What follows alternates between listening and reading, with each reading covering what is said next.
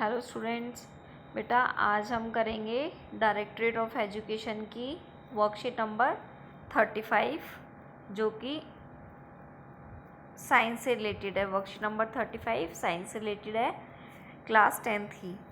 तो बेटा आपकी जो ये आज की वर्कशीट है, ये chapter number 3 metals and non metal से रिलेटेड है।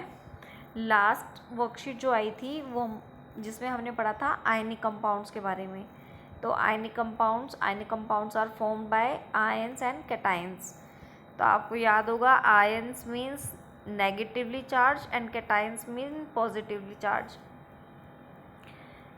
metals form cations and non-metals form anions. Okay, and when metals and non-metals combine together, metals give electrons to the non-metals and they form ionic compounds.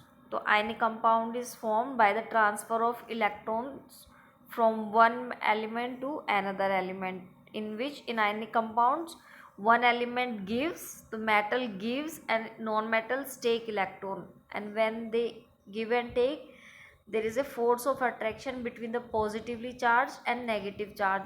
Because of that force there is a bond that is known as the ionic bond. So ionic bond is a very strong bond. In today's worksheet, we will study about the physical properties of ionic compounds. Physical properties of ionic compounds में हम पढ़ेंगे nature, physical nature, melting point and boiling point of ionic compounds, solubility and conduction of electricity. So first is physical nature. Physical nature means how the ionic compound looks. कि ionic compound कैसे दिखते हैं. Ionic compounds are solids and they are hard. Means जो ionic compounds होते हैं वो solid होते हैं और हार्ड होते हैं. अब वो हार्ड क्यों होते हैं? They are hard because of the force of attraction between the ions. हमने पढ़ा था ना कि जो हमारे आयनिक कंपाउंड्स होते हैं वो पॉजिटिव और नेगेटिव चार्ज की वजह से फॉर्म होते हैं. तो जो पॉजिटिव और negative always attract each other. तो इनके अंदर का जो फोर्स ऑफ अट्रैक्शन होता है वो बहुत ज़्यादा होता है. तो जब फोर्स ऑफ अट्रैक्शन ज़्यादा होगा तो वो सॉलिड स्टेट होता है. हमने 9th क्लास में पढ़ा था. This compounds are generally brittle and break into pieces when pressure is applied. मतलब वो ब्रिटाइल होते हैं और अगर हम उनको ज़्यादा फोर्स लगाएंगे तो वो टूट जाते हैं. Second is melting point and boiling point. Melting point means the temperature at which it start melting, and boiling point the temperature at which anything starts boiling. हमने पढ़ा कि जो आयनिक कंपाउंड्स होते हैं उनमें फोर्स ऑफ अट्रैक्शन ज़्यादा होता है. फोर्स ऑफ अट्रैक्शन ज़्यादा होता है मीन्स जैसे हमने पढ़ा है Na+ and Cl negative NaCl. So in NaCl, in sodium chloride, the force of attraction between sodium and chlorine is very high. तो सोडियम और क्लोरीन को तोड़ने के लिए हमें force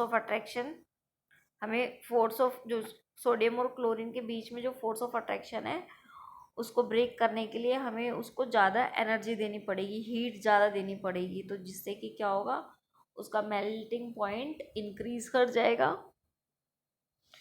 as same with boiling point कि अगर हमारे पास आयनिक कंपाउंड है और उसको बॉईल करना है तो उसमें भी फोर्स ऑफ अट्रैक्शन, मॉलिक्यूल्स के बीच में जो फोर्स ऑफ अट्रैक्शन होता है उसको ब्रेक करने के लिए हमें एनर्जी ज़्यादा सप्लाई करनी पड़ेगी, जिसकी वजह से उसका boiling point and melting point is always high.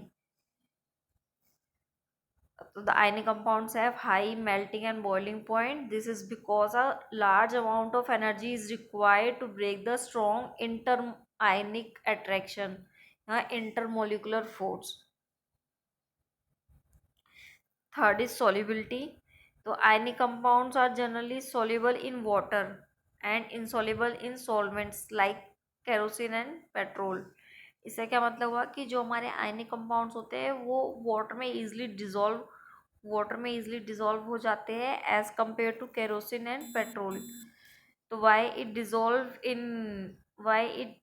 In water? Because water is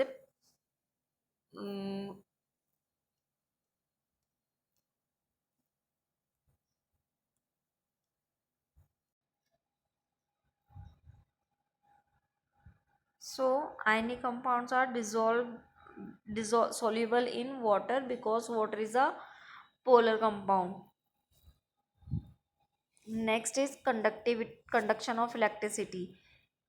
conduction of electricity means जो हमारे आयनिक कंपाउंड्स होते हैं, ionic compounds conduct electricity. Why they conduct electricity? Because they have charges, positive and negative, and when charge flow, electricity flow. Or we can say that flow of electrons is known as electricity. So when the electrons flow, the current also start flowing. So the conduction of electricity through a solution involves the movement of charged particle. A solution of an ionic compound in water contains ions which move to the opposite electrodes. When electricity is passed through the solution, ionic compounds in the solid state do not. बेटा जो ionic compounds होते हैं वो जब solid state में होते हैं तो they don't conduct electricity. Why they don't conduct electricity? Because जब वो सॉलिड होते हैं तो उनका जो स्ट्रक्चर होता है वो रिग्ड होता है, मतलब वीक, बहुत सॉलिड होते हैं, बहुत स्ट्रॉन्ग होते हैं, ठीक है, और उनके अंदर फ्री आयंस नहीं होते, because of which electricity can not flow in a solid state. But लेकिन जब हम आयनिक कंपाउंड की जो मोल्टन स्टेट होती है उसमें से इलेक्ट्रिसिटी ईजली पास करती है. क्यों? क्योंकि जो फोर्स ऑफ अट्रैक्शन होती है अपोजिट चार्ज में वो हीट की वजह से ओवरकम हो जाती है. एंड जो आयंस होते हैं दे आर फ्रीली, जो आयंस होते हैं वो फ्रीली मूव करते हैं और इलेक्ट्रिसिटी को कंडक्ट करते हैं. आपके इसमें एक डायग्राम दिया हुआ है जिसमें है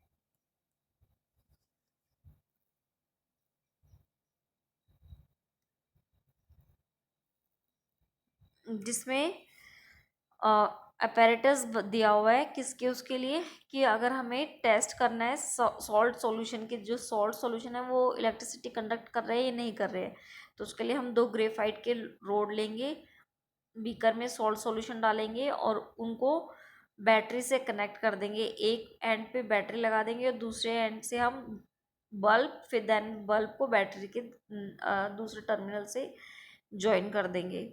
जैसे ही उसमें से इलेक्ट्रिसिटी पास करेंगे तो जो मोल्टन स्टेट में हमारा सॉल्यूशन है उसमें वो ब्रेक करेगा और उसमें जो आयंस है वो फ्रीली मूव करने स्टार्ट करेंगे. जब वो फ्रीली मूव करेंगे तो उसमें से करंट भी मूव करता है, और जो चार्ज होते हैं they always move towards the opposite. Means जो हमारा नेगेटिव होगा वो पॉजिटिव की तरफ जाएगा और जो पॉजिटिव चार्ज होता है वो नेगेटिव की तरफ.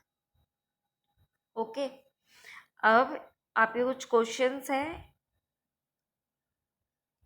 फर्स्ट क्वेश्चन है आपका, atoms that gain an electron and thus obtain a net negative charge are called ions. तो यहाँ पे आंसर आएगा ions. And that lose electron and thus obtain a net positive charge are called as, यहाँ पे आएगा आपका cation. Ionic compounds break when force is applied. जब हम ionic compounds के ऊपर force लगाएंगे तो वो break down हो जाएंगे. Why do ionic compounds have high melting point? The ionic compounds have high melting point because a large amount of energy is required to break the force of attraction between the elements. Next question is, why ionic compounds in the solid state do not conduct electricity but are able to do so in molten state? तो बेटा इसका answer आएगा, ionic compounds in the solid state do not conduct electricity but are able to do so in molten state because in solid state movement of ions is not possible due to the rigged structure, but in molten stage electrostatic force of attraction between the oppositely charged ions overcome to the heat and the ions move freely and conduct electricity. Next है draw and explain with the help of a well labelled diagram the conduction of electricity in 9 compounds. तो बेटा इसके लिए आपको ये diagram बनाना है और ये डायग्राम बनाना है और इस पूरे को एक्सप्लेन कर देना। ओके।